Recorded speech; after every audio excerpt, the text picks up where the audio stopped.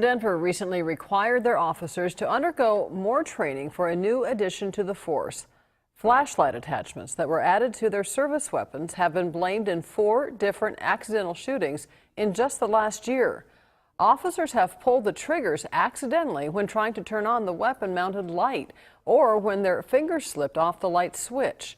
That series of shootings led to the Denver Police Department mandating more training with those gun-mounted lights. And it can be a potentially fatal mistake. Police officers pulling the trigger on the gun instead of the flashlight switch placed right under it. And 23 ABC's Lauren Ettlinger investigated why this is happening and what local law enforcement is doing to prevent it.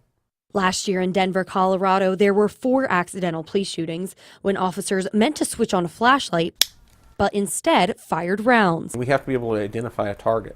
We have to be able to identify if the person is a threat, if that person is a threat, what they are doing at that time. Light is crucial for an officer to be able to see, but it almost proved fatal. These accidental officer shootings are caused by mistaking the light switch on the gun for the trigger. We haven't had a single negligent or accidental discharge attributed to them. While the Kern County Sheriff's Department hasn't had any accidental discharges, Bakersfield Police have had some close calls. Those incidents are operator error. The BPD reports 2 accidental shootings in the last 2 years for mistaking the light switch for the trigger.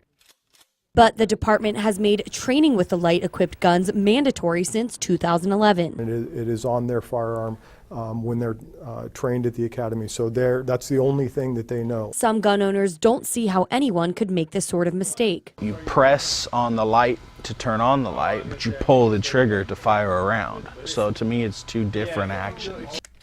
Still, the BPD says the 90 hours of training new officers get should ensure mistakes like this don't happen in the future. There's only one way to use it.